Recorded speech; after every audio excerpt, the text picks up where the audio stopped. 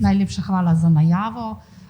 Dovolite mi, da vas najprej pred začetkom našega, bom rekla, neformalne izmenjave in pogovora o naših profesionalnih izkušnjah na naslovno vprašanje, ki vam je bilo predstavljeno, da vas pozdravim, predvsem pa pozdravljam kolege z različnih profesij, ki so se mi pridružili v današnji izmenjavi izkušenj, in pa seveda še posebej pozdravljam preko Zoom povezave avtorja besedila in knjige, ki ste jo kot nagrado prejeli moderatorji v dopoldanskem delu. Ne vem, če nam je zdaj izginil s povezave, ker ga ne vidim več. Ga imamo na povezavi? Jaz vas vidim in slišim. Zdaj smo nazaj. Najlepši pozdrav v naši sredini. Bi mogoče kar začeli s pogovorom, ker nas čas malo preganja. Namen današnje okrogle mize je pogovor nas, ki imamo različne izkušnje z naslovno temo, se pravi, kaj bi pravzaprav iz svoje prakse in kot razmišljujoči kritični posamezniki glede na profesionalno tradicijo, profesionalne izkušnje, ki jih imamo, povedali, kaj trenutno mislimo o tem, ali se v Sloveniji soočamo s porastom nestrpnosti, nacionalizma in rasizma v družbi in tisti, ki prihajajo iz vzgojno-izobraževalnih zavodov s poudarkom na tem delu, ali morda to samo navidezno zgleda in imamo primere dobrih, slabih praks. Glede na to, da sem bila poprošena, da vas najprej uvrstimo kot sogovornika, ker baje nas potem vi zapuščate, bi pravzaprav kar začeli z vami. Tako da bomo najprej pogledali v umetniško, književniško perspektivo. Pa bi vam kar predala besedo. Dober dan. Lep pozdrav vsem, žal samo preko Zooma. Upam, da se slišimo. Torej, jaz ne bi rekel, da se s tem porastom nestrpnosti srečujemo samo v Sloveniji, ne. Nekako težko govorimo o tem izolirano, vezano za našo družbo. Mislim, da gre za en širši družbeni pojav, ki je precej kompleksen in nekako bolj lahko govorimo o času kot o prostoru. Poleg tega se mi zdi, da hkrati potekajo pač neki pozitivni procesi in pa negativni, ne, da se v zadnjih letih v družbi zgodilo vrsto nekih pozitivnih premikov, da smo se o določenih temah začeli resno pogovarjati, da smo se nekih problemov zavedali, da smo si nabrali nekaj izkušenj, da konec koncev tudi tale konferenca nekako priča o tem, da bi radi problem reševali, ne. Hkrati pa seveda je pa res, da nekako predvsem s pojavom družbenih omrežij, ki ostajajo do danes neregulirana, nekako je tu v javnem prostoru prisotno vse več nekih nestrpnosti, vse več sovražnega govora.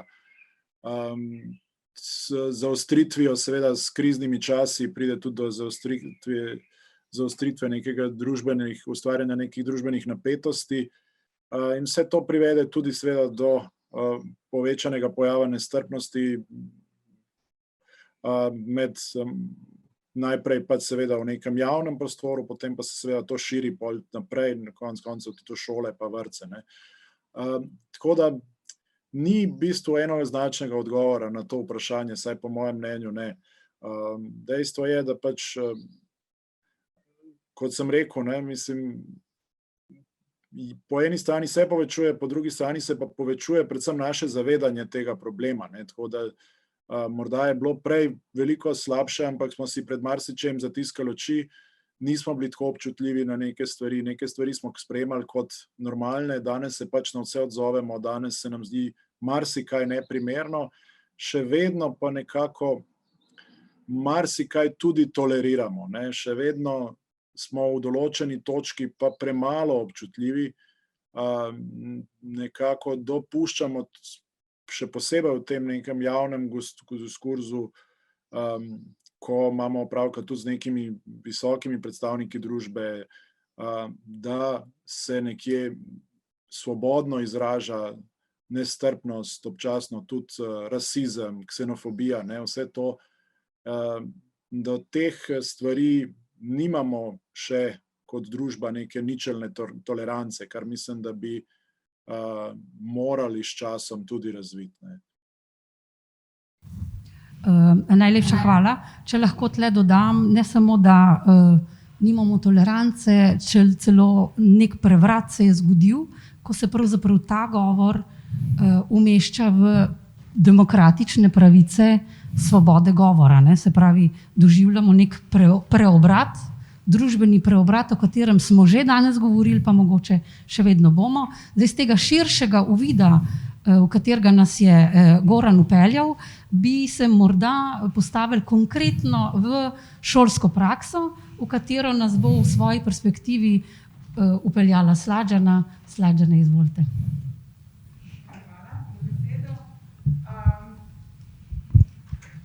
Mi smo danes na predavanjih večkrat slišali, kakšen vpliv ima družba sploh na vključevanje priseljencev in seveda pogled in stav družbe. In zdaj opažamo, ne samo, kot je Goran povedal, v Sloveniji, ampak na splošno, da je zelo, zelo polarizirana družba, ne vem, cepljeni, necepljeni, strpni, nestrpni, odprti, ksenofobični in tako naprej. In vse to se seveda tudi nekako prenaša in odraža tudi v šolah in vzgojno-izobraževalnih zavodih. In zdaj jaz kot priseljenka sem vesela, ker verjamem ali hočem verjeti, da je dejansko v šolah oziroma vzgojno-izobraževalnih zavodih tega veliko manj, ker smo pedagogi in ker nas konec koncev obvezujejo določene konvencije, ker vemo, mislim, delamo z otroki in ravnatelj v prejšnji okrogli mizi omenijo, da ti otroci, priseljenci posebej nič niso krivi, ker so prišli v neko novo, za njih drugo okolje. Enostavno so prisiljeni, vrženi v to, in ker imamo opravka s tako ranljivo skupino, pravim, da vsi pedagogi imamo toliko empatije v sebi, da premoremo neke negativne občutke, kateri so trenutno prisotni, recimo izrazito prisotni v družbi. Doktor Bučar je postregel z ogromno nekih informacij in javnega mnenja o odkriti nestrpnosti v družbi. Moje mnenje je, da je daleč bolj problematična in nevarna skrita nestrpnost. In enostavno naša naloga in dolžnost, a tu je, tako kot je povedala ena ravnateljica danes, ključna vloga vodstva, da vpliva s pozitivnim stavom do kolegov in da mi to prenašamo pol naprej, seveda. In takoj, ko se pojavi neki problem na to temo, ali nacionalizma, ali nestrpnosti, ali česarkoli podobnega, da se takoj odreagira na to, in to ne samo v tisti skupini, v kateri se je to zgodilo, ampak v celotnem oddelku. In mi recimo na naši šoli, ker imamo ogromno otrok različnih nacionalnosti, različnih kultur, ver in tako naprej, absolutno na minimalni odmik iz tega, kar je normalno in sprejemljivo, takoj odreagiramo. In pravim, to je treba v celem oddelku se pogovoriti o tem, organiziramo različne medkulturne dogodke, srečanja, da eni druge bolj spoznavamo in tako naprej. In konec koncev tudi starše moramo v to vplesti, zato ker otroci marsikdaj nosijo veliko tega od doma.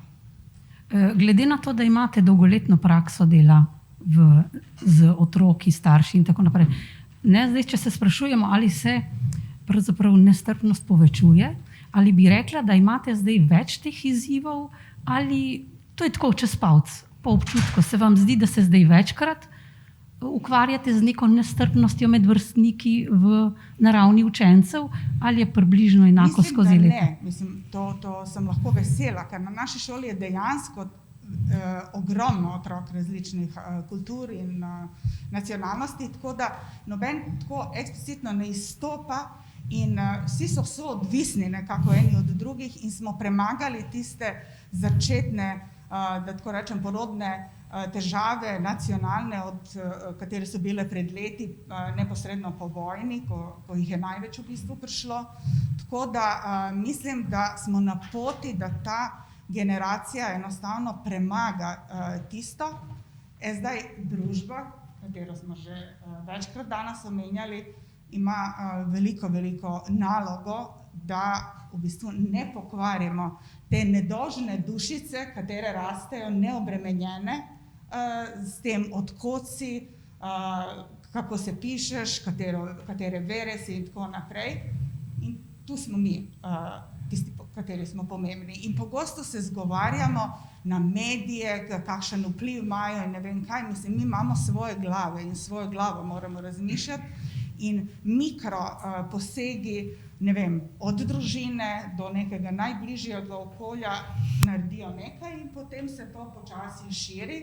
Če sam šimfamo in govorimo posplošno, mislim, in po nekih predsodkih, stereotipih, mislim, to nikamor ne pelje. Danes je bilo že večkrat omenjeno in izpostavljeno, da pravzaprav je šolska dinamika na konkretni ravni zelo odvisna od ravnatelja. Hkrati je bilo opozorjeno, da to, kako ravnatelj ravna, je zelo odvisno od lokalne skupnosti oziroma občine, v kateri deluje. Danes smo skozi prikaz imeli primere dobrih praks, hkrati pa pravzaprav je treba opomniti, da ne govorimo o ravnateljih, ampak recimo o županih in občinskih klimah. V Sloveniji tudi obstajajo občine, kjer je prepovedano ali zelo nezaželjeno se ukvarjati na šolah s takimi vsebinami. Pa od vas to ne pričakujem, ker vi ste primer dobre prakse.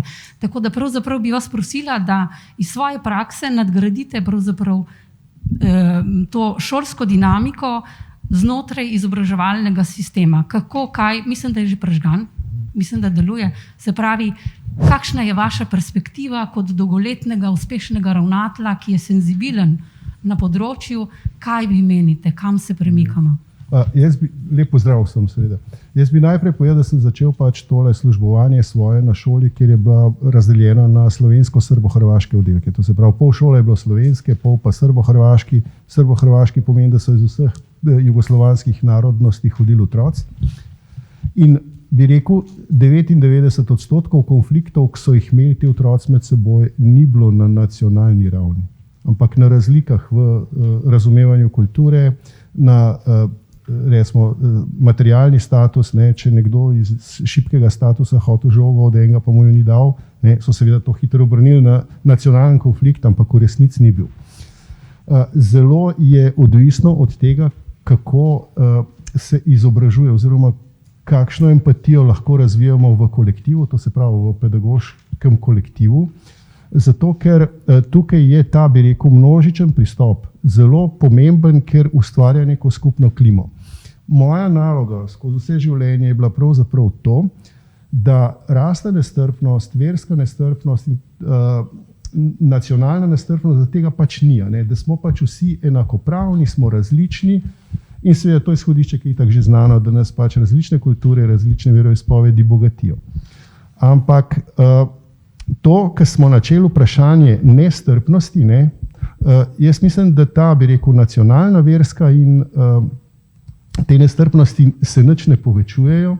Mislim, da se celo zmanjšujejo, zato ker z globalizacijo je nekoliko manj pomemben, mogoče v kakšnih trenutkih, recimo takrat, ko so bile ogromne migracije, poleg ksenofobije je bilo seveda tudi strah pred prevlado islama ali kaj podobnega. V šolo se seveda celotna družbena struktura razmišljanja in vedenja prenese in seveda se tudi kakšen vpliv pojav.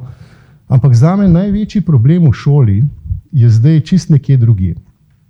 te sodobne generacije otrok, ki zdaj nastajajo, kar se zelo opaža, imajo zelo slab medgeneracijski odnos. To se pravi, da diskriminirajo starejše ljudi, da te nimajo več za njih nobene vrednosti, ta občutek, no, čim prej odmrite, pa bomo mladi kvalitetno in dobro zaživeli.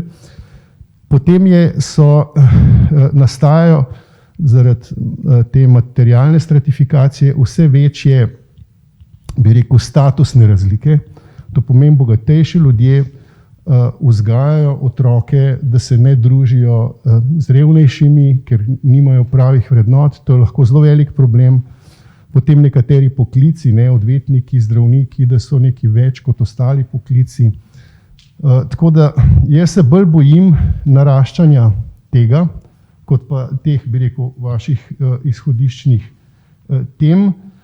In za te teme pa mislim, da nismo pripravljeni, zato ker kadrovske šole, to se pravi pedagoška fakulteta in to, v polpreteklosti tega še ni bilo, a ne, se niso toliko intenzivno s tem ukvarjali. Tudi oblike pouka, ki jih zdaj izvajamo, to, kar generira, recimo, bi rekel, bolj agresivno vedenje, je to, da so te generacije otrok bolj impulzivne, slabšo pozornost imajo in frontalni pouk, recimo, jih oni nič slabega ne naredijo, ampak jih frontalni pouk sam po sebi pripelje do tega, da so nestrpni po 30 minutah, ker ne zdržijo več in bi morali to zdaj vključevati, če bi hoteli imeti, bi rekel, neko pedagoško klimo, ustrezno disciplino, da bi lahko pedagoško dobro delali. Tako da sodobna družba generira čist nove pojave, ki se bomo morali z njimi šele soočati, se pa kažejo seveda v obliki različnih nestrpnosti, ki zdaj niso več tako na nacionalni ravni. To je zdaj moj prvi pogled, če boste imeli kakšno vprašanje, bomo pa kaj razvili še iz tega. Hvala. To, kar ste povedali, se pravzaprav na nek način v enem vidiku povezuje z današnjim vprašanjem dopoldanskim, ki je ostalo neodgovorjeno, ravnatelja Popoviča, ki je pravzaprav potem kolega Bučarja skušal vprašati, kaj pa druge nestrpnosti. Ne? In potem je ena v publiki rekla, ja, recimo cepljeni, necepljeni. Ne? Se pravi, gre za neko mentalitetno vprašanje, če mi dovolite uporabiti ta neljubi in nekorekten pojem, ki točno ne vem, kaj pomeni, pa vseeno boljšega ne najdem. Se pravi, mentaliteta slovenskega okolja, ki najprej pokaže, kaj ne smeš. Na kjer stol se ne smeš usesti, ne na katerega se lahko. Se pravi, takoj najdemo nekaj, da manjšino izrinemo. In kar je Bučar tudi izpostavil pri migracijskih vprašanjih dobrodošlih ljudi, je točno to, razredno vprašanje. Bom rekla to, kar tudi ni priljubljeno in kar se hoče celo z parlamenta pregnati, da ljudje postajamo revni in bogati in da velika populacija bo postala klasični delavci, ki se bo mogla verjetno v prihodnosti mogoče, upam, da ne, boriti za delavske pravice in otroci teh delavcev bodo izpostavljeni, upam, da ne, socialnemu rasizmu, ker bogati iz kjerekoli etničnosti, vere ali karkoli so pri nas dobrodošli. Strokovnjaki in tako, ostali pa morda ne. To, kar tako prehajam na drugo vprašanje, ne rabite se z mano strinjati, sem pa nekje videla povezave z današnjim dnem v pomembnih stvareh, ki jih morda lahko zdaj malo bolj izpostavimo. In še ena mi je ostala kot zelo pomembna v glavi, kar ste vi tudi izpostavili, to je, ne smemo pozabiti, da ljudje, ki živimo na svetu, smo si predvsem podobni. Podobni do 99%. Enaki, podobni, s človeškimi potrebami in raznolikost, o kateri mi govorimo, je tisti procent, ki je pomemben in se o njem moramo pogovarjati in ga moramo dopustiti. In ta raznolikost je pravzaprav zelo vidna potem v vsakdanjih praksah nevladnih organizacij in humanitarnih dejavnosti in iz tega naslova smo pravzaprav danes povabili Anico, vi imate bogate izkušnje, vse življenje delate na tem področju, najprej kot profesionalka, pozneje kot človek, oseba z mednarodnim pogledom, tako da bi vas prosila, da delite svoje poglede z nami.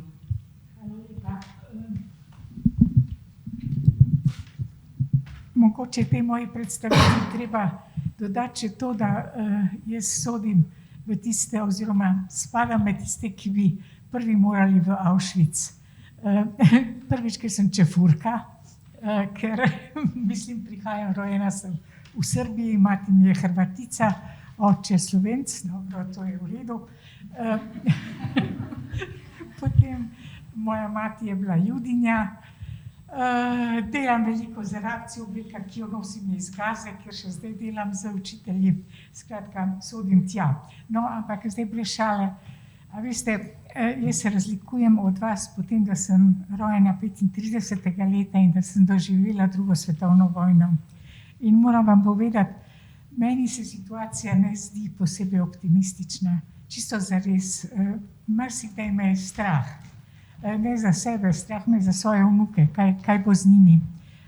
In imam občutek, da smo v neki fazi, ko se slabšanja. Zdaj, jaz takole gledam na to. Vsi v sebi nosimo in zlo in dobro, pač eni več zla, eni več dobrega.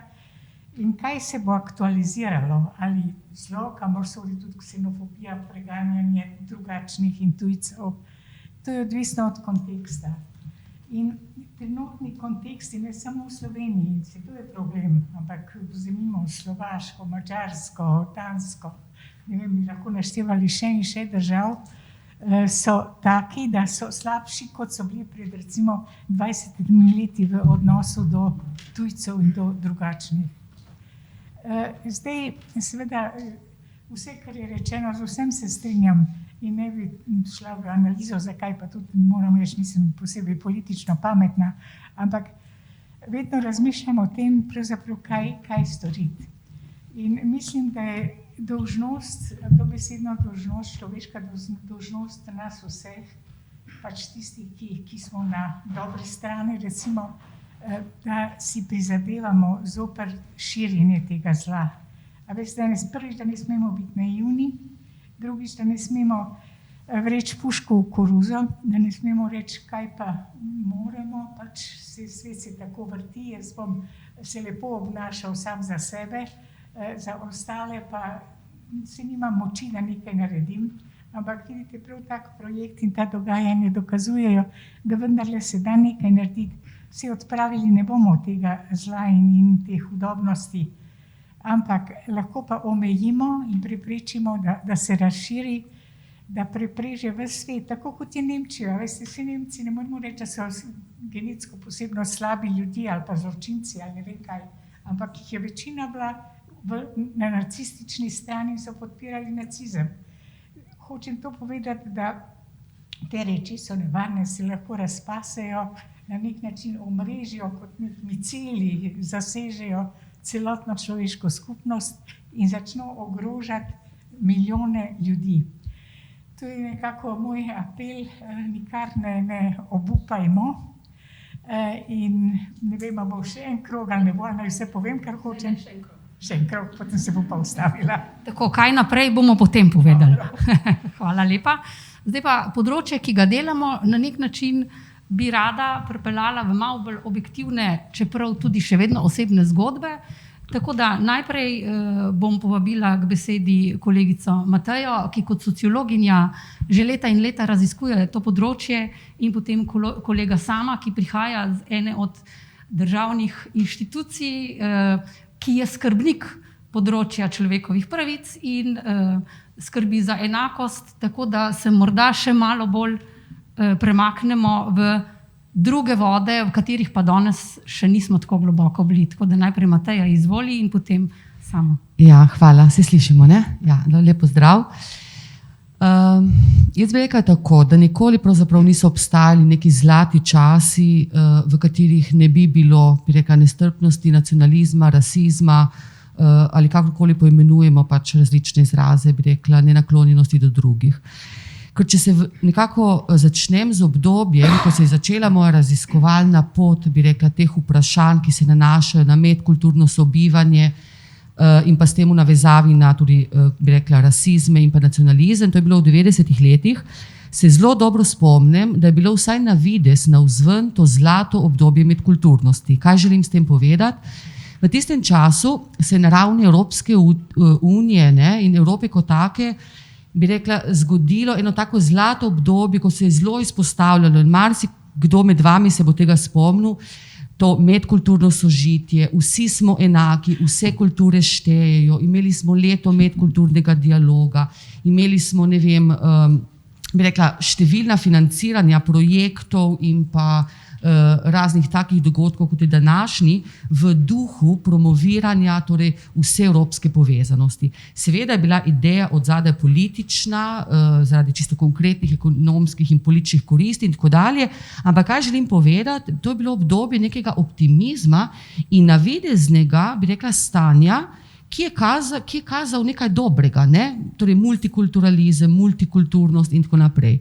Istočasno, zdaj ne bom videla točno katero leto, ne, ampak v drugi polovici 90-ih let, se zelo živo spomnim, ko so po televiziji predvajali posnetke iz Francije, mislim, da je bil Marseille, pa tudi Pariz, ko so priseljenci druge in tretje generacije iz Alžirije in v bistvu tega brega zgornjega severnega dela Afrike izražali seveda na izjemno agresiven način, torej ulični upor proti diskriminatorni, rasistični in nestrpni politiki Francije do priseljencev, ki jim ni dovolila, ni omogočila, da se tudi, bi rekla, skozi generacije integrirajo v francosko družbo in postanejo enakopravni člani. To je zgolj primer. Podobno se je dogajalo v Nemčiji, podobno se je dogajalo v Avstriji, podobno se je dogajalo v Angliji, vendar si tega nismo znali ali zmogli priznati. Zdaj, naslovilo se vprašanje, torej, ali je nacionalizem v porastu. Jaz bi se nekako bolj nagibala k temu, da je bolj viden, bolj prepoznan, smo nanj bolj občutljivi, kar je dobro, ker to pomeni, da nekako prvo moraš stvar prepoznati, locirati in šele potem se lahko lotiš njenega, bi rekla, spreminjanja. No, nekako bolj to, kot pa da bi v resnici kdarkoli obstajal nek čas brez nacionalizma.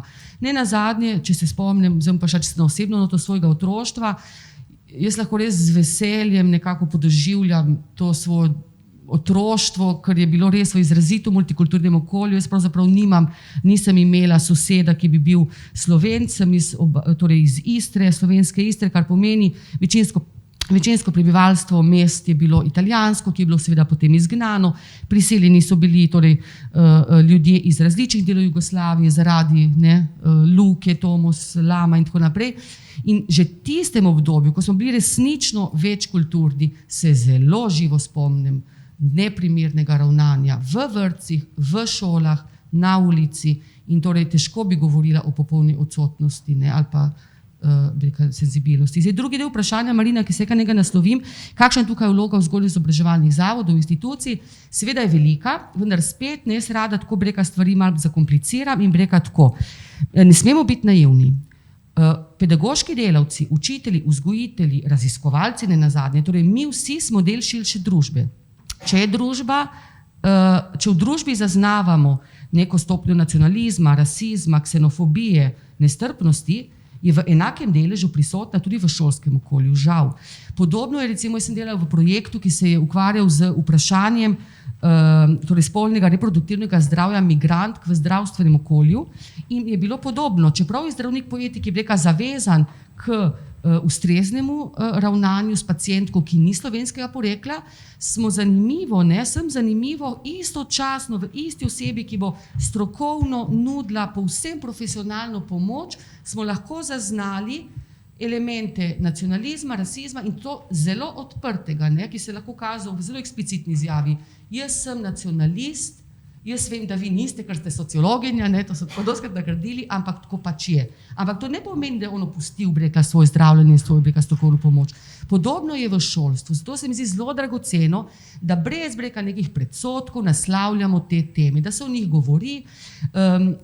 Tudi v Sloveniji imamo izjemno dobre primere, bi rekla, dobrih praks, odličnega dela učiteljev in tako naprej. Istočasno bi izpostavila, seveda, šola naredi razliko. Vse raziskave, vsi pogovori z otroki, ki prihajajo iz drugih okolij, nakazujejo na to, da je šola najpogosteje prvi kraj, v katerega vstopi otrok priseljenec, da so sošolci in učitelji, oziroma še prej učitelji, potem sošolci, prvi kontakt torej z neko, bi rekla, kulturo, ki je zanje tuja in v katero so vstopili, in da dejansko šola, učitelji in vso osebe naredi ogromno razliko. Je pa potrebno na temu delati, torej da imajo ljudje, ki delajo v tem okolju, bi rekla, določene kompetence, senzibilnost, znanje, ne, ki ga lahko potem uporabijo v stiku s temi otroki in z njihovim pač vključevanjem v okolje. Pa še nekaj bi izpostavila, pa pol zaključim, sistemski pristop. Torej, ja, bi rekla, sočutje, empatija, vse zelo dobrodošlo, ampak brez tudi, bi rekla, seveda vsak posameznik naj začne pri sebi, ne, in s tem sem lahko začela, sem prijazna do svojih sosedov, do svoje družine in tako dalje, ampak brez sistemskega pristopa tudi ne gre, zato ker ne more biti, bi rekla, vključevanje, uspešno vključevanje otrok, širjenje medkulturnega dialoga in strpnosti ne more biti prepuščeno dobri volji posameznega ravnatelja, posameznega učitelja, posameznega učenca, in potem smo priča, bi rekla, prvič izčrpavamo te ljudi, drugič smo priča pri velikim razlikam med šolami, med razredi, med regijami, ne? In to je potrebno izničiti tudi z zavezujočo zakonodajo nazadnje. Preden samo dam besedo vam, bi morda, ker je izziv prevelik, nagovorila to sugestijo, da je potrebno nagovoriti izzive, nagovoriti vse možne raznolike argumente in stališča, tudi tista, s katerimi se ne strinjamo, ker šele tam je resnični dialog in izziv. Ker kot smo govorili v Trzinu, ne, to, da se pogovarjamo enako misleči, lahko rečemo skoraj, da imamo skupinski monolog. Kaj je pravzaprav resnični dialog? Je krepiti lastni argument v soočanju z drugim. Da grem z etničnega polja stran, to pomeni na področju recimo spolnih študij, to, da lahko nekdo naslovi problem neenakopravnosti moških v slovenski družbi, jih argumentira in ga zares vzamemo. Se pravi, ga skušamo argumentirano vključiti v diskusijo in skozi njegove argumente ostriti svoje argumente na način, da bomo peljali dialog. Ni nujno, da pridemo do konsenza in enakega stališča, pa vendar ne tabuiziramo njegovih izzivov. Podobno je seveda na polju nacionalizmov. Zdaj pa, kako to narediti, da se izognemo sovražnemu govoru, na koncu mogoče, ker najprej vaša stališča do tega, tako kot ostali, potem pa kakšne so poti, da kljub vsemu ne tabuiziramo pravice tistih, ne, ki res povsem drugače mislijo kot mi. Kako to peljati? Najlepša hvala za besedo. Bi se jaz mogoče zdaj v tej prvi točki malo na ta tukaj in zdaj pa preteklost osredotočil, pa potem v drugem krogu kam naprej. Ko sva se pogovarjala par dni nazaj glede tega, kaj bi lahko sporočil na tem dogodku, sva se dogovorila, da zavzamem nek tak bolj obči pa normativni pogled na vprašanje rasizma in z njim povezanih izmov, recimo temu, kar pomeni kar v bistvu tudi zaznamuje delo institucije, s katero prihajam, zagovornika načela enakosti, in naša prizma za naslavljanje teh pojavov, recimo v družbi, je precej pravna, in ta prizma je tako imenovano protidiskriminacijsko pravo, ki ga poznamo na različnih nivojih, v različnih oblikah, in bom mogoče probal to planoto, pa hkrati tudi našo prakso na tej planoti v tem prvem delu zelo na hitro predstaviti. Torej, prepričan sem, da marsikdo od vas ne pozna inštitucije, s katere prihajam. Torej, zagovornik načela enakosti je neodvisni državni organ za varstvo pred diskriminacijo in spodbujanje enake obravnave, ki je bil ustanovljen konec leta 2016 s sprejemom zakona o varstvu pred diskriminacijo in izvolitvijo prvega predstojnika tega organa, Mihe Lobnika. Se pravi, da zdaj ta inštitucija deluje približno 4 leta.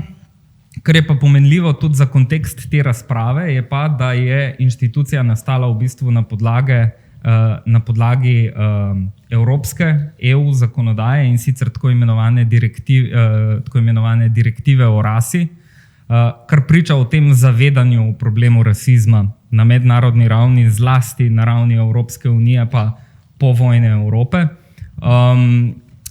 In tudi v bistvu ta direktiva je bila tista, ki je naložila državam članicam EU-ja, da morajo vzpostaviti neodvisne organe, ki se bojo ukvarjali s preprečevanjem in obravnavo primerov rasne diskriminacije. Zdaj, zagovornik načela enakosti, pa se s tem povezujem tudi malo z drugimi sogovorniki, deluje precej širše. Zakon o varstvu pred diskriminacijo naslavlja vse osebne okoliščine, na podlagi katerih je posameznik lahko diskriminiran, in med njimi, med drugim, kot je bilo že recimo omenjeno pri gospodu ravnatelju, je tudi starost, je tudi družbeni položaj, je tudi premoženjsko stanje. Se pravi, vse to so osebne okoliščine, na podlagi katerih posameznik ne sme biti neupravičeno, neenako obravnavan pri dostopanju do svojih pravic. Se pravi, mi pokrivamo res izjemno široko polje življenjskih situacij na praktično vseh področjih družbenega življenja, od dela in zaposlovanja do izobraževanja, do dostopa na trgu dobrin in storitev, in obravnavamo zelo različne oblike diskriminacije. Ali pri neposrednem dostopu do pravic, ali pa recimo nekateri se ne bojo zavedali tega, da tudi ustvarjanje žaljivega, ponižujočega, sovražnega okolja za nekoga zaradi njegove ali pa njene osebne okoliščine tudi pomeni diskriminacijo. Te oblike diskriminacije rečemo nadlegovanje oziroma diskriminatorno nadlegovanje, in takšno ravnanje je prepovedano. Pri zagovorniku delujemo na dveh različnih nivojih. En je ta individualni nivo, vsak, ki se počuti diskriminiranega zaradi katerekoli osebne okoliščine, lahko pred nas poda prijavo za obravnavo diskriminacije in znotraj postopka zagovornik o diskriminaciji v konkretnem primeru tudi odloči s pravno zavezujočo odločbo. Lahko nudimo samo podporo ali pa pravno svetovanje žrtvam diskriminacije, lahko pa žrtve diskriminacije tudi zastopamo pred sodišči. Delujemo pa tudi na bolj sistemskem nivoju, kjer pa recimo različnim akterjem podajamo priporočila za preprečevanje ali pa odpravljanje diskriminacije, ocenjujemo diskriminatornost predpisov, pa izvajamo raziskave in različna poročila, vključno pa tudi z ozaveščanjem in izobraževanjem. Se pravi, naša prizma za pogled na rasizem je protidiskriminacijsko pravo. Mednarodna skupnost pa tudi Slovenija se tega problema zavedajo že od nekdaj, kar se odraža tudi v različnih pravnih aktih. V okviru Organizacije združenih narodov je bila prva pogodba z področja človekovih pravic Konvencija o preprečevanju in kaznovanju zločina genocida, ki je neposredno povezana z vprašanjem rasizma. Približno 2 desetletji kasneje, predvsem zaradi izkušnje južnoafriškega apartheida, je nastala konvencija o odpravi vseh oblik rasne diskriminacije, ki še danes zavezuje vse pogodbenice, med katerimi je tudi Slovenija, in eksplicitno recimo tudi naslavlja vprašanje sovražnega govora. Vse kasnejše pogodbe o človekovih pravicah so kot temeljno pravico na začetku teh konvencij določile prepoved diskriminacije. In tudi v Sloveniji, že slovenska ustava v 14. členu prepoveduje diskriminacijo med drugim tudi na podlagi narodnosti in rase, in 63. člen ustave izrecno prepoveduje vsakršno spodbujanje sovraštva in nestrpnosti zaradi osebnih okoliščin, med drugim tudi narodnosti in rase. Pri zagovorniku je primerov rasne oziroma narodnostne diskriminacije tam nekje med 5 pa 8 do 10%, odvisno od posameznega leta, in sam na hitro sem hotel omeniti, da predstavim, kakšna širina je teh različnih problemov, s katerimi se srečujemo. Recimo, odločbe o ugotovljeni diskriminaciji smo izdali v primerih internih navodil Ministrstva za notranje zadeve, ki so velevala, da morajo upravne enote biti posebej pozorne na primere, ko se želi slovenska državljanka poročiti z nekom iz ene od afriških držav zaradi suma ponarejenih listin in da je treba take primerov dodatno preverjanje naznanjati policiji. V primeru 2 taksistov, ki sta zavrnila stranke sam zaradi tega, ker sta po njuni barvi polti sklepala, da sta migranta in migrantov nista želela voziti. V primeru varnostne službe v eni izmed trgovskih verig v Sloveniji, kjer so varnostniki uporabljali pretirane prisilne ukrepe zoper nekoga samo zaradi tega, ker je bil temnopolt. Izdali smo tudi odločbo zoper spletni portal, ker ni želel umakniti komentarjev, ki so bili grobo žaljivi in izjemno sovražni do Romov in so recimo upravičevali tudi genocid nad Romi. Pa še kakšni primeri bi se našli. Samo za konec bi pa tudi jaz se želel na to vprašanje, ki je v naslovu okrogle mize izpostavljeno, nasloniti, pa bi mogoče v tem primeru, bom rekel tako v narekovajih, podal eno kritiko, ali smo priča porastu rasizma, nacionalizma in tako naprej. Jaz mislim, da to zelo težko zagotovo rečemo. To je pa predvsem zaradi tega, ker v Sloveniji, tudi v drugih državah, ampak zagotovo pa v Sloveniji, primanjkuje analiz in študij, iz katerih bi na takšno vprašanje dejansko lahko odgovarjali. Ali ljudje z nevečinskim, recimo temu, rasnim, narodnostnim, etničnim ozadjem lahko na enak način uživajo pravice, ki bi morale biti na voljo vsem, lahko ugotovimo samo s tem, če imamo ustrezno razčlenjene, po možnosti uradne ali pa na terenu zbrane podatke, ki bodo to tudi pokazali. Različne mednarodne organizacije Slovenijo že vrsto let opozarjajo, da pač teh podatkov pri nas ni. Zaradi tega, ker se jih ne zbira, ker je to zelo občutljiva zadeva in to je povsem razumljivo, ampak obstajajo načini, kako do teh podatkov priditi, ampak trenutno na tej stopnji v Sloveniji še nismo. Obstajajo javnomnenjske raziskave, ki na nek način kažejo ta subjektivni odnos javnosti do tega pojava. Pri Zagovorniku smo v letu 2020 izvedli drugo raziskavo o percepciji diskriminacije in izkušnjah diskriminacije v Sloveniji. In ta je recimo pokazala, da najmanj strpnosti so respondenti izkazali do migrantov. Odnos prebivalcev Slovenije do migrantov je bil po raziskavi edini, ki je bil v povprečju bolj odklonilen kot pa neopredeljen.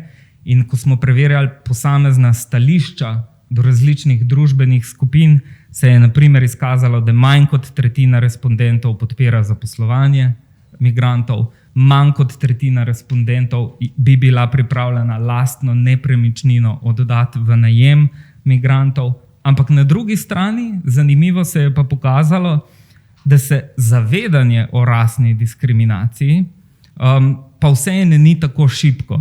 45% respondentov je kot najpogostejši razlog za diskriminacijo po njihovem mnenju navedlo raso, narodnost ali etnično poreklo.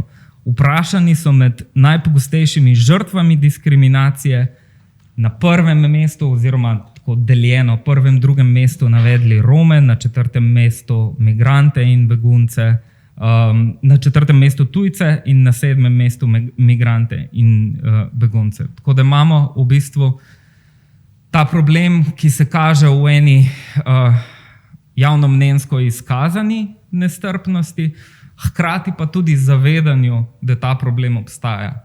Kar pa je problematično, predvsem recimo z našega vidika, ki pač mi res potrebujemo, da se nekdo na nas obrne, zato da lahko nekomu pomagamo. Naša raziskava je pokazala, da 80% ljudi, ki menijo, da so bili diskriminirani v zadnjih 12 mesecih, ni sprožilo nobenega uradnega postopka za to, da bi zaščitili svoje pravice. Ali zaradi tega, ker so se bali povračilnih ukrepov, ali ker so mislili, da se nič ne bo spremenilo. In to je ena stvar, na kateri bo potrebno tudi delati v prihodnosti. Najlepša hvala za izhodišče v naslednji krog. To je kritika naslovnega vprašanja, kjer v odgovoru vidimo, da na izhodiščno vprašanje prvič ne moramo odgovoriti, ker ni podatkov, oziroma niso zadostni, oziroma je zadeva zelo kompleksna in včasih navidezno lahko deluje, da se je nacionalizem povečal, pa dejansko v ozadju najdemo, da samo navidezno to kaže, v ozadju pa imamo socialne razlike med ljudmi, generacijske razlike ali druge, se pravi, zadeva je še veliko bolj kompleksna in moramo biti previdni, oziroma po drugi strani tekom zgodovine prihaja do zamikov in do drugačnih, bolj senzibilnih prepoznavanj nacionalizma, oziroma kot ste vi, Goran, potem rekel, da se je povečala družbena osveščenost in če jaz lahko rečem nekako in s tem tudi senzibilnost in so se pravzaprav nekako redefinirali družbeni odnosi. In nek odnos, ki je bil včasih samo po sebi umeven in sprejemljiv, je zdaj postal problematičen. Najbolj vam blizu je prepoznavanje recimo nasilja. Moj spomin na moja otroška leta je, da smo se strašno pretepali med sabo. Mojim otrokom ne seže domišljija tako daleč, kot smo, jaz sem bila pretepačica, če hočete, se pravi, tudi punce smo bile. To, kar smo mi včasih živeli, bi danes bilo vse onkraj prepoznanega, dovoljenega ravnanja, spoznano kot nasilje. Takrat je bilo to medvrstniški odnos, ki je bil dopuščen. In Goran, če sem vas razumela, ste vi pravzaprav hoteli iti tudi v to smer. Da čisto zares zadeva ni čist tako enoznačna, ampak je veliko bolj kompleksna. Zdaj vas nagovarjam in vabim še k razmisleku o tem, kljub vsemu pa pravzaprav živimo v 21. stoletju z novimi prepoznanji in nekimi dopuščenimi globalnimi ali znotraj državnimi odnosi, kjer je v ospredju, da želimo živeti v demokratični državi, ki bo zavezana paradigmi človekovih pravic. Se pravi, po vaše, kako naprej? Kljub vsemu, da je zadeva kompleksna, na katerih področjih bi morali dati večje poudarke? Ne nazadnje ste avtor literarnih del, ki opozarjajo na pomanjkljivosti slovenske družbe na tem področju, na stigmatizacijo določenih populacij. Kaj vi mislite z vaše perspektive, da bi se moralo v slovenski družbi, državi, predvsem državi, delati v prihodnje?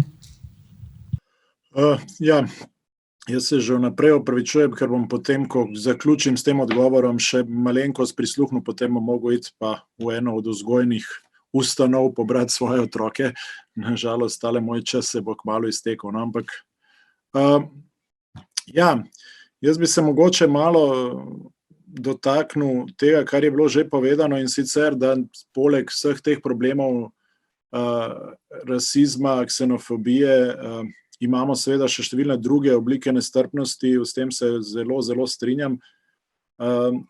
Bi pa povedal, da pač za reševanje tega je v bistvu nujno neko prepoznavanje. Da jaz, ko pomislim nazaj in se spomnim svojega šolanja, dostikrat me sprašujejo, kako pa je bilo odraščati na Fužinah, se moram tudi spomniti, da so se takrat profesorji in pa verjetno tudi vodstvo šole zelo dobro zavedali nevarnosti, ki preti zaradi seveda socialno mešane strukture, zaradi vojne, ki je izbruhnila, nacionalnih napetosti, ne samo pri nas, ampak tudi širšem prostoru. Ne. In so bili zelo občutljivi na pojav nacionalizmov na šoli. Ne. Skratka, zelo odločno so odreagirali, ko se je pojavil kakšen konflikt na nacionalni ravni. To je bilo tako v bistvu odločno, da je bilo vsem jasno, da je to nekaj nedopustnega. Ne? In tako da v bistvu na naši šoli ni bilo v bistvu skoraj da teh konfliktov, ne? Ker jih dejansko niso dopustili, ker so se te nevarnosti še kako zavedali. Ne? Potem, ko sem se pogovarjal v bistvu z mnogimi potem znanci, prijatelji, ki so hodili v šolo kje drugje, so imeli večinoma dosti večje težave, kot smo jih imeli mi na Fužinah. Ravno zato, ker tam pa se jim te problemi niso zdeli tako pomembni, niso jim posvečali pozornosti. Ne. Istočasno so drugim problemom naši učitelji pač posvečali tudi manj pozornosti, kot je bilo potrebno. Spolnemu nasilju kot takemu, vsemu temu se pa ni, ker niso čutili, da bi bil to nek izreden pojav, ne, se jim je zdelo to pač nekako običajna stvar, ne, in se pač niso odzivali, ne, če so videli, da sošolci šlatajo sošolke in jih nadlegujejo, pač niso reagirali tako ostro, kot če smo se začeli zmerati na nacionalni bazi. Ne. In tu se mi zdi, da če razmišljamo, kako naprej, se moramo zavedati, da v bistvu otroci izrazito čutijo ta odnos učiteljev, vodstva šole do določenih problemov. Ne. Otroci preizkušajo meje in ko vidijo, da je neka stvar sprejemljiva, seveda nadaljujejo z njo. Ne. Ko pa vidijo, ne, ko dobijo jasen signal, da je neka stvar nesprejemljiva, potem seveda se to seveda nadaljuje. Ne.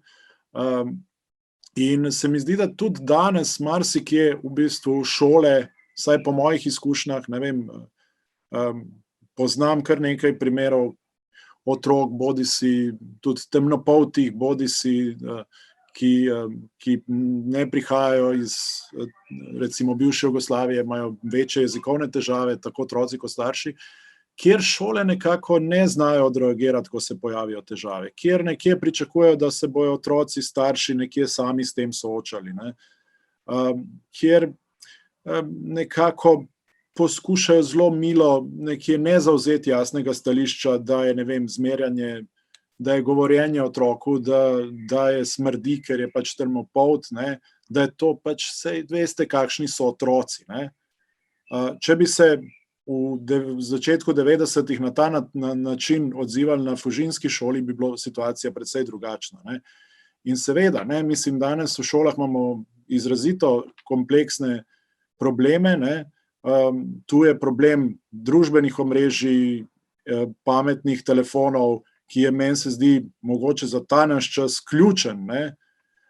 Pa tudi tu smo šele pred kratkim dobili neke smernice, daleč smo od tega, da bi šole imele jasno, zelo enotno stališče, kako obravnavati tovrstne probleme. Skratka, mislim, da moramo vsi razmišljati, kako te probleme najprej ozavestiti in potem kako nekako se na njih tudi odzivati. Jasno, da bomo v bistvu svojim odzivom nekje sporočali to otrokom in tudi njihovim staršem, kaj je dopustno, kaj ni dopustno. Tu teh problemov pač ne moramo prepuščati, češ vse se bodo uredili, ne, pa vsakemu učitelju prepuščati, da improvizira, vsakemu ravnatelju, da nekje sam, glede na to, kaj se mu zdi problematično, koliko je sposoben zaznati probleme, ne. Hvala Bogu, večina jih je, ne, tudi danes smo videli, sposobna zaznavati probleme v družbi, ampak ne zaznajo vsi na isti način, ni vsako okolje enako, ne. V nekem okolju so pač problemi prisotnejši in potem seveda imajo ljudje dosti izkušenj, kje drugje so pa potem jih presenetijo problemi. Skratka, to je nekaj, kar se mi zdi, da če govorimo o prihodnosti, je treba v bistvu jasno definirati problem in tudi jasno definirati, kaj je v šoli dopustno in kako bomo odreagirali, ko se določen problem pojavi. No, toliko bi jaz položil na dušo vsem zbranim in tudi tistim, ki jih mogoče te naše besede danes dosežejo. Tako da, še enkrat hvala lepa za vabilo, zdaj bom še malenkost poslušal, potem bom pa res mogel šibati. Goran, najlepša hvala, predvsem najlepša hvala za čas.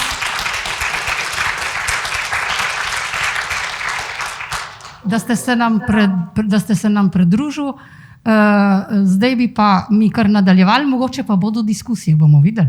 V glavnem, če te misli, ki ste jih, Goran, vi razložil, skušamo misliti na konkretni šoli, praksi danes in povezati z današnjim dnem, ne samo današnjim dnem, ampak Slađena z vašo izkušnjo bogato na področju dobrih praks, ki jih tudi imamo, ne, sploh na področju senzibilizacije, prepoznavanja, da smo te premike lahko naredili.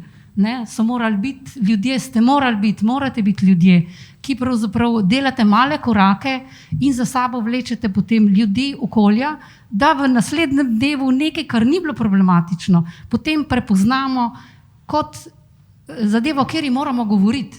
Ne samo na etničnost, ampak tudi širše. Kako bi rekla, kam naprej?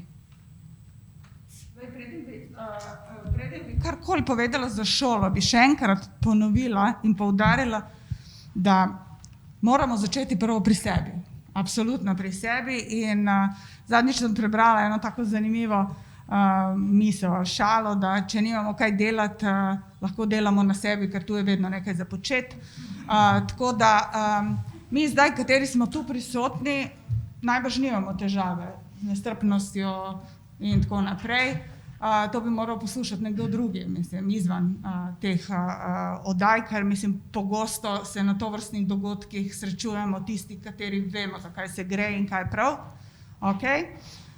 Tako da zdaj, če se recimo kolegom lahko namignemo, ne vem, za kakšno knjigo, za kakšen film, dokumentarno oddajo, katera je posneta na to temo, veliko jih je resničnih, ene so tako fiktivne, nema veze, v glavnem enostavno jim povemo, da je zelo pomembno, da dajo priložnost, da se srečajo z drugačnostjo ali ne vem, s priseljensko neko izkušnjo ali tako naprej, da doživijo neko pozitivno izkušnjo in mogoče se pri njih bo neki premik naredijo. Kar se tiče šole,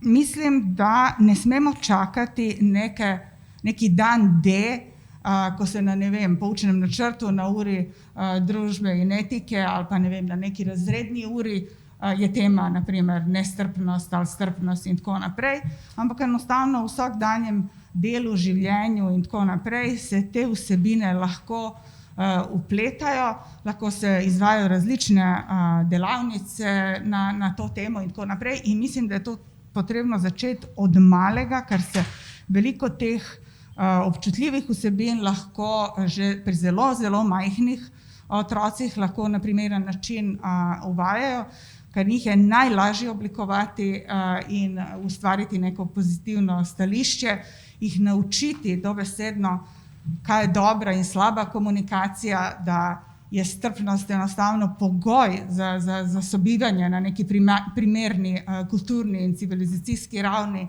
da, ne vem, da razvijamo pri teh otrocih empatijo in sploh spoštovanje do razlik, kakršnih koli, mislim, to sploh ni važno, je to na nacionalni osnovi ali na kakršne koli drugačnosti in tako naprej. In tu se ogromno lahko naredi, recimo mi na naši šoli poskušamo dobesedno s takimi vsakdanjimi nekimi aktivnostmi, recimo letos smo začeli, ker smo imeli, ne vem, otroke na novo upisanih iz enih 10 ali 12 držav in smo se zmenili, da vsak mesec bomo predstavljali eno šolo z različnimi plakati, informacijami iz posamezne države, iz katere imamo tako otroke in na koncu smo bili določili zadnji mesec za vse bivše jugoslovanske države, da so oni skupaj, ostalo so bili, ne vem, Egipt, Kongo in tako naprej. Tako da enostavno ti učenci, kateri so bili iz teh držav, kamorkoli so se obrnili po šoli, so lahko videli neke predstavitve ali kulture, ali športnikov, ali igralcev, ali česarkoli vezano na njihovo državo. Če bi mene nekdo vprašal, bi recimo dan strpnosti, mednarodni dan strpnosti, kateri je 16. novembra, uvedla kot zelo pomemben dan in bi ga skoraj izenačila z kulturnim dnevom in tako kot namenimo recimo kulturnemu dnevu, kar konec koncev strpnost je del kulture, ne, naše splošne, tako kot namenimo kulturnemu dnevu en cel teden skoraj, da na ta dan strpnosti se veliko več na različnih ravneh pogovarjamo o tem. Potem naš projekt je konec koncev veliko tega doprinesel, ker smo imeli priložnost, multiplikatorji, da po različnih vzgojno-izobraževalnih zavodih po celi vertikali predstavljamo in vzgojiteljem in učiteljem in profesorjem v srednji šoli konkretne primere naših otrok priseljencev in kar sem osebno zelo pogosto, prav s praktičnimi primeri, brez veliko teoretiziranja in predstavljala določene zgodbe teh otrok in vse njihove nahrbtnike, katere prinesejo s sabo, Po teh dogodkih so bili zelo, zelo pozitivni odzivi, ker to so ponavadi bile predavanja za celotne kolektive. In vedno sem razmišljala, če se par njih premakne ali začne drugače razmišljati, je že en korak narejen, ker ne pričakujem, da se zdaj vsi kar naenkrat spremenijo in tako naprej.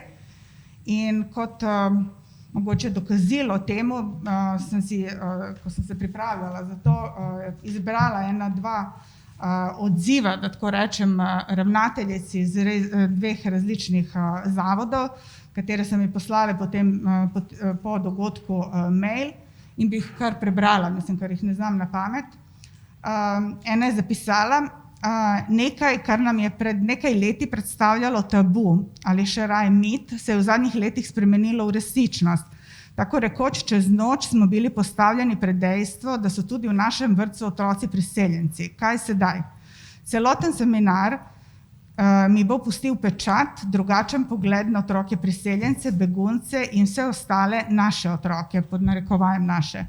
Menim, da nisem nestrpen človek, ampak po tem seminarju sem vsekakor postala strpnejša, razumljivejša, bolj odprta in veliko bolj predana svojemu delu. Druga ravnateljica je zapisala, prepričana sem, da od torka, ker je predavanje bilo pač v torek, da od torka drugače gledamo poročila in beremo medije. Cilj, ki ste ga dosegli, je prav gotovo ta, da smo dobili kamenček k odprtosti družbe. Tako da pravim, če naredimo tak en premik, je to step by step neka priložnost, da se nasplošno spremenijo stvari. Slađana, mislim, da ta zaključek je bil fantastičen prehod na naslednjega ravnatelja, da pravzaprav poveste svoje poglede. A to vaše pomeni, da imamo vsi skupaj še 5 minut časa, ali jaz? Obrnite na zeleno. No? Lejte, jaz se upravičujem, prav zelo za vsega od sogovornikov je to zanesljivo, da čisto prav zelo na kratko cele misli ne moreš speljati. Jaz bom zdaj skušal čisto na kratko, a ste pretežno šolniki tukaj? V veliki meri. Bom zelo banalno proval, zelo na kratko povedati, kaj je temeljni problem, kakor ga jaz vidim, pa s čem se bomo morali soočati. Ne? Prva stvar, ki se navezuje na dr. Anico Mikuš Kos, je to, da je prišlo do izjemne krize vrednot v družbi in da je težko dobiti oprijemljive točke, da se iz tega ven potegnemo. Zato je bil ta pesimističen zaključek, da ne verjamemo zelo dobro v prihodnost več. Veliko ljudi je takih, zato ker je občutek v družbi tak. Optimističen del pa seveda je tak, da se vedno da spremembe narediti, če se jih lotimo in če vemo, kje prijeta stvari. In zdaj v šoli je v odnosnem smislu, kar zadeva nestrpnost, največji problem to, da učitelji ne znajo reševati konfliktov, kadar gre za takšne vsebine. Ali pa jih tudi ne morejo, zato ker jih do ene mere ne podpira zakonodaja, ki je ukinila ocenjevanje vedenja in podobne stvari, to se pravi ta bi rekel formalni del, in drugo, da imajo starši zdaj veliko moč in da vedno lahko kot nasprotniki nastopajo. To se pravi, da nam ne dovolijo rešiti problema, ampak so še oni dodaten problem, kadar ga rešujemo. In zato ponavadi ne pridemo do konca. In zdaj si predstavljajte učitelja, tako kot v Ameriki, dela nekaj na tabli, otrok mu vrže papirček in on se raje ne obrne, da ne bi videl, kdo mu je vrgel, ker če ga bo videl, mora reševati problem. To je glavna težava. Mi se moramo soočiti z vsem, kar se v šolskem prostoru dogaja. Jaz razvijam v svoji šoli nek pač tak mrežni pristop, da ne rešuje posameznik, ki ne more vse sam rešiti, ampak da se še drugi vključujemo, pa potem rešujemo. Ampak čist vsaka stvar, ki zadeva moralno-etični del, ki zadeva osebno sramotenje, ki zadeva prizadetost ljudi, pa naj bo kakršne koli vere, rase, je treba resno in do konca obravnavati. Prijeti je treba do konca. In če bomo to v šoli delali, bojo tudi druge institucije v družbi lažje prišle potem do veljave. Jaz sicer ne bom zdaj več, zato ker so te minute tečejo, ampak mislim, da bi mogli tudi korenito spremembo v kadrovskih šolah narediti. Kaj poučevati učitelje? Ker učitelji so zdaj za kurikul perfektni, tisti, ki jaz rečem, odlični učitelji predmetno področje obvladajo. Ta del je pa bolj terapevtski, kako bi rekel, bolj druga veščina in to bi mogli vključevati, tako kot bi mogli pri učencih vključevati to, kar je pa kolega Goran omenil.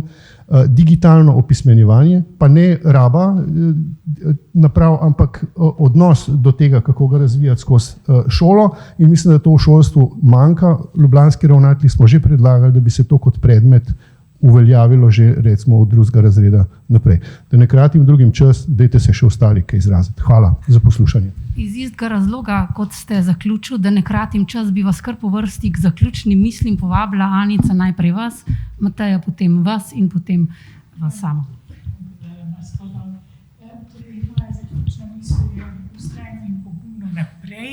Mislim, tako rečemo malim otrokom, ampak mislim resno, nešaljivo, vztrajno zato, ker se nam zgodi, da obupamo, da umagamo, no vse meni se dogaja, najbrž tudi vam, in zato mislim, da je takšno dogajanje, kot je tukaj, izredno pomembno zato, da razvijemo neke sinergije, da čutimo, da nismo sami, da se podpremo, da aktiviramo svoje energije, ne zaradi znanja. Veste, znanja, številke, to lahko preberemo na internetu, ampak tisto, kar nam človek da, ki nastopi, no recimo naš kolega sociolog, ki je govoril danes, mislim, se odneseš, resnično v sebi odneseš neko energijo za nadaljevanje in nadaljevati je treba, tako kot vi pravite.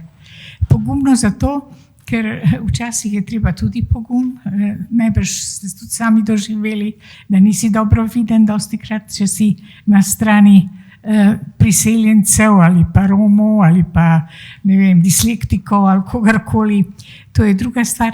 Tretje, kar bi rada opozorila, je to, da se mi zdi zelo pomemben kvantitativni aspekt, to se pravi koliko, kakšna je ali je kritična masa na eni ali na drugi strani, in zato niso samo vsebine pomembne, pomembna je tudi količina ljudi, ki jih lahko vključimo v ta dogajanja. In za konec še šola. Veste, meni se šola zdi izredno pomembna, ker v šoli so vsi otroci, nikjer drugje ne dosežeš celotne populacije, celo na televiziji ne, ker samo en del gleda televizijo. No, v šoli so pa vsi otroci, na vse otroke je možno vplivati. In zdaj, dobro, res je, argumenti so pomembni, ozaveščanje je pomembno, ampak jaz znam največ na to, kar je gospa omenila, izkušnjo. A veste, otroci v šoli dobijo neke drugačne izkušnje, če so doma bili na nek drug način, kako bi rekla, indoktrinirani ali pa mnenje razvita. V šoli dobi izkušnjo nekega soočenja, ne vem, Srbom, Bosancem, Afganistancem, in vidi, da to ni hudič, ampak da je to živ človek. In se mi zdi, da te izkušnje lahko delujejo korektivno. Mogoče zaključim samo s primerom, ko so bili Bosanci tukaj v času Srebrenice, to se pravi pokolja, dobesedno pokolja, morije Bosancev, je en učitelj iz Bosne, ko so se pogovarjali o odnosih Bosanci, Srbi, in ko so seveda Bosanci v glavnem govorili prokleti beli krvnici, je ta učitelj rekel otrokom, dajte pomisliti, to so bili otroci iz mešane vasi, a ste imeli kakšnega dobrega sošolca Srba, kakšnega otroka, s katerim ste se dobro razumeli in je bil dobrega srca. In potem so se spomnili na tega otroka in je pravzaprav ta podoba, vsi Srbi so morilci, se spremenila. Torej, res mislim, da ta izkušnja je zelo, zelo pomembna in da šola ima tu veliko možnosti.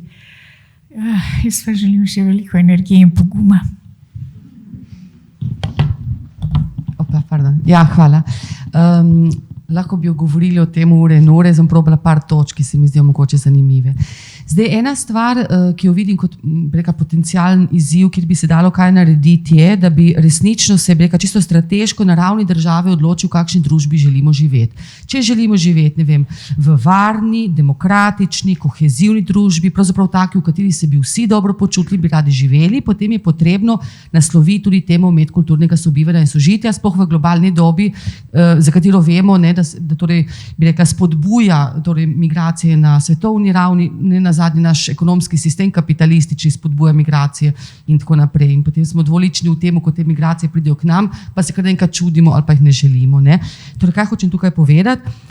Da bi čisto na ravni šolski, vem, da bi omenil šolski kurikulum kot ne zgolj tisti, ki lahko naslovi in reši vse težave, ampak vendarle Jaz se spomnim, da ko sem v 90 letih učila sociologijo, torej gimnazice, zadnjo leto, je učbenik sociologije vseboval poglavje, ki se je imenovalo, naslovljeno je bilo etničnost, etnija in rasa. Ko sem pred 2 leti šla delati analizo učbenikov na osnovni in srednješolski ravni, tega ni bilo več. Jaz sem zgroženo iskala in ugotovila, da pravzaprav naši srednješolci nimajo dejansko nobenega, ne vem, predmeta, kjer bi naslavljali te stvari na način, na kakršen jaz mislim, da bi mogli biti naslovljene. Jaz se jih omenja lahko malček pri geografiji, ne vem, priseljenci, seljenci in tako dalje, manjšine, nekaj malega pri slovenščini, oziroma še največ pri slovenščini, ampak neka tak družbosloven, socialistični, kulturološki pristop ga pa dejansko ni. Ne? Tako da to se mi zdi katastrofalno. Izguba in v bistvu korak nazaj. Druga stvar, sama osebno zaznavam, čeprav je bilo res narejenega veliko, ampak vendarle, da je še vedno premalo narejenega na izobraževanju bodočih učiteljev in vzgojiteljev v tej smeri. Na to prisegam. Res, mislim, kar sem v bistvu uspela zanalizirati vsebin, učnih načrtov in znanj, ki naj bi jih pridobili, in tudi to, kar ste vi izpostavili, bi rekla ta čisto človeški vidik, empatičnost, reševanje konfliktov, mediacija, te stvari, ki so dejansko že zelo, zelo prisotne ponekod drugod, smo jih mi čisto zanemarili.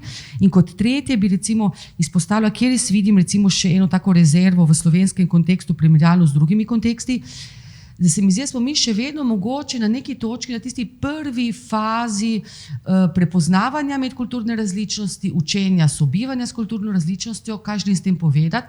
Da smo malček preveč fokusirani na to vidno etnično medkulturno različnost. Kaj tukaj mislim? Različna prehrana, oblačila, pokritost muslimank in tako dalje.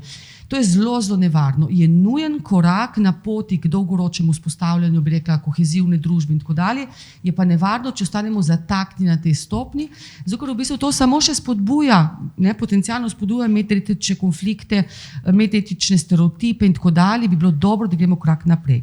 Korak naprej, primer konkreten, recimo Danska, je v svojih razredih, kjer je izrazito velika stopnja medkulturne, medrasne, čeprav beseda rasa je neprimerna, medreligiozne različnosti, uvedla nek sistem, da se nekoliko bolj osredotočijo na demokratične vrednote, kateri morajo slediti. To so vrednote, ki so zapisane, ne vem, v konvenciji o otrokovih ali pa človekovih pravicah. In na ta način z izpostavljanje teh pravic, ki jih imamo mi vsi iz golega dejstva, da smo pripadniki človeške rase, se izognemo včasih nepotrebnemu in včasih, kot rečeno, nevarnemu etniciziranju. Ne? O tem zelo dobro piše, kritiko tega ima Frank Olaf, to je sociolog, ki opisuje v bistvu, kako se lahko ta zadeva izrodi na nemškem primeru. No? Da v bistvu Nemčija svojo politiko naravnost sili turško manjšino, da se predstavlja točno takšna, kot jo Nemci želijo videti in s tem jih dodatno stigmatizira in v bistvu izloča. Tako, jaz upam, da sem uspela kaj povedati. V redu, pa še jaz za na konec. Ogromno stvari, katere sem si vnaprej pripravil, je bilo že povedanih, pa jih jaz ne vem, od odgovorne uporabe telefonov, spletnih omrežij do tega, da je treba imeti vprašanja rasne, narodnostne diskriminacije vključene v kurikule, učbenike, kakorkoli. Ne? Ena stvar, katera mogoče ni bila toliko izpostavljena, pa bom šel najprej od spodaj gor, potem pa še od zgoraj dol, je ozaveščenost posameznikov o njihovih pravicah. Mogoče malo povezano s tem, kar je Goran na začetku povedal, v smislu tega, da se moramo zavedati, kje so problemi, kaj je problematično in to tudi prepoznavati in potem nasloviti. Na različne načine, ki pa so bili med drugim tudi že omenjeni. In pa druga stvar, kadar prihaja do res hudih krivic zaradi tega, kadar prihaja do diskriminacije, ki ima posledice za posameznika, je to treba tudi na uraden način in ustrezno nasloviti, kar pomeni, da morajo biti posamezniki poleg tega, da so ozaveščeni, tudi opolnomočeni v smislu tega, da vejo, kaj so njihove pravice in na kakšen način jih lahko zaščitijo. Zaradi tega, ker tega, česar si ne bi smeli privoščiti, je to, da ekscesi postanejo sprejemljivi zaradi tega, ker niso naslovljeni in se preprosto pometejo pod preprogo.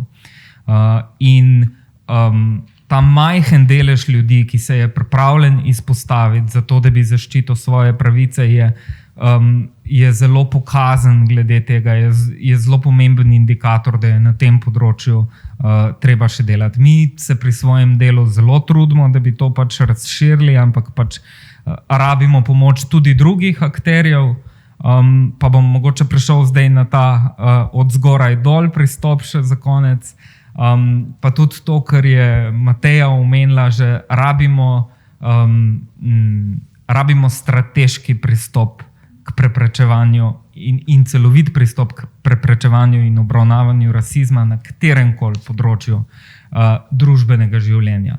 To, da imamo mi nekatere nadzorne inštitucije za človekove pravice, tako kot je recimo zagovornik načela enakosti ali pa varuh človekovih pravic, to je izjemno pomembno. Ampak nasprotni del tega pa morajo biti javne politike in to, ki morajo biti na horizontalni ravni prežete z vsebinami nediskriminacije pa spodbujanja enakega obravnavanja. In to pa je nekaj, kar v Sloveniji še manjka. Slovenija nima celovite nacionalne strategije za varstvo pred diskriminacijo. Konec leta 2020, in to je bil pa en tak spillover efekt iz Združenih držav, pa zagotovo ste slišali, kaj se je zgodilo s tem ob smrti Georgea Floyda zaradi policijskega nasilja, se je k vprašanju rasizma pristopilo tudi na ravni Evropske unije in prvič v zgodovini Evropske unije je bil sprejet oziroma objavljen strateški dokument, akcijski načrt EU za boj proti rasizmu za obdobje od 2020 do 2025, ki res celovito vprašanje rasizma naslavlja. Ne samo z tega individualnega vidika, ampak tudi strukturnega vidika. Kakor je bilo že prej omenjeno, ena stvar je ta odkrita nestrpnost. Druga stvar, ki je lahko pa še bolj nevarna, je pa ta skrita nestrpnost, ki se kaže pa v teh različnih razmerjih moči, katere mogoče ne presprašujemo dovolj, ki se kaže v rasizmu, ki je skrit v ustaljenem delovanju institucij, pa tega ne presprašujemo nikoli, ki se kaže v tem, da posamezniki ali pa institucije nimamo razumevanja ni razumevanja za interese tistih, ki jih je rasizem prizadel. In na podlagi tega akcijskega načrta je Evropska komisija v vsaki državi članici, se pravi tudi Sloveniji, naložila, da mora sprejeti nacionalni akcijski načrt boja proti rasizmu do konca leta 2022 in Evropska komisija bo to leta 2023 potem tudi preverjala. In to je ena priložnost, da se začne tudi na ravni odločevalcev pa javnih politik pogovarjati in tudi ustvariti ta strateški od zgoraj navzdol pristop. Zaradi tega, ker absolutno treba je delati s posamezniki, ampak samo s posamezniki strukturnega problema ne bomo mogli rešiti. Osebno mislim, da je bil tole idealen zaključek in povzetek. Strateški sistemski pristop na ravni enakopravnih državljanov, prebivalcev, ki bodo imeli enake možnosti, kar pa zahteva aktivnega državljana, tako glede strukturnih prikritih diskriminacij kot vidnih vsakodnevnih vzorcev, ki reproducirajo odnose, ki si jih v demokratični državi ne želimo. Opravičujem se vam, ker ne bo diskusije, vendar upam, da ste z našega pogovora dobili mogoče kakšne nove ideje ali nova vprašanja in če se je to zgodilo, je bil naš namen dosežen. Seveda se pa zelo zahvaljujem sogovornikom, da ste si vzeli čas, da ste preživeli to 1,5 ure in malo dalj z mano tukaj in z nami in vse lepo od tukaj naprej. Najlepša hvala.